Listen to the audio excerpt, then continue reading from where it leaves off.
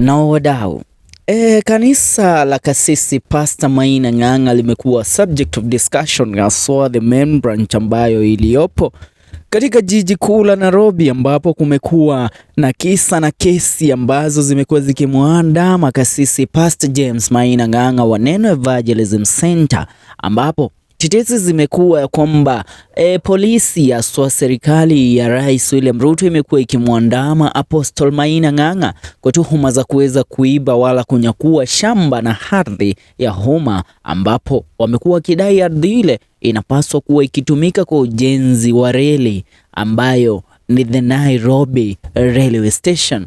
But right now Nganga amekuwa akiwapinga na ikipinga serikali ya William Ruto. Ijuzi ama niseme siku ya Jumapili wiki iliyopita alimtuma Honorable Sabina Chege kuweza kuongea na wakubwa katika serikali ikiwemo William Ruto pamoja na Rigathi Gachagua kuweza kuacha kumintimidate, acha niseme nitumie huo msemo, ama kuweza kuacha kumsumbua yeye akiendelea na biashara zake kanisani mwake.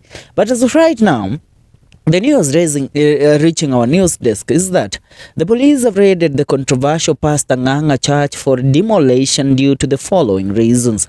In a surprise turn of events, local authorities conducted a police raid on Pastor Nganga church with the intention of demolishing the religious establishment. The sudden action left the community in shock and raised crucial questions about the underlying reasons behind such a drastic measure. Now, the controversial pastor, whose sermons have frequently sparked debates and criticism, has long been a center of controversy in the country.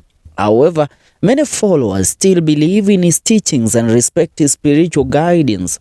Consequently, the raid on his church was met with mixed reactions from both supporters and adversaries.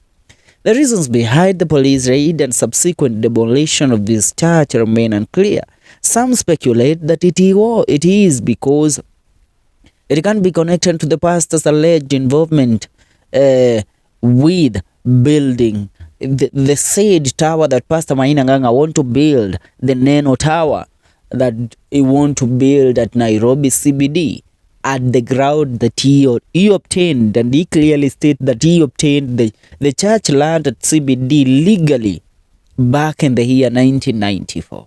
So right now, having the police always on his neck, it triggers Pastor Maina Nganga to speak. And you know, Nganga, once he decides to speak, it's a matter of controversy every minute. Now, the church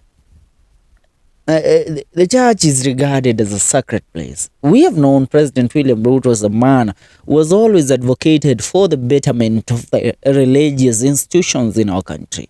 Na kuona jambo kama hili likifanyika katika dhehebu ama kanisa lake Pastor Maina Nganga ni jambo ambalo limepata kuacha wengi wakiongea kwenye mitandao ya kijamii. So right now, nikisoma comments kadhaa, naona ai akisema the land was part of Kenya Railway land. The new Nairobi Railway City must reclaim all railway land to commence the project. Namwona mwingine hapa akisema after sending Sabina to threaten the state, wamekukujia. Namwona Stanley Kimari anasema why can't government compensate him before demolition just like it does to others? The government of William Ruto does not negotiate with anybody, does not compensate anybody. We have seen that with the current demolitions in regards to the building of the affordable housing project under Ruto's government. And Benson Kialo akisema Ruto rents Pastor Nganga church for what this church is built on grabbed land, whether he bought it or not. Let him ask those who sold the land to him to refund the money. Now that's what's up. What is your take and what is your say? Leave your comment on the comment section. See you in the next one. This is FM Show KE.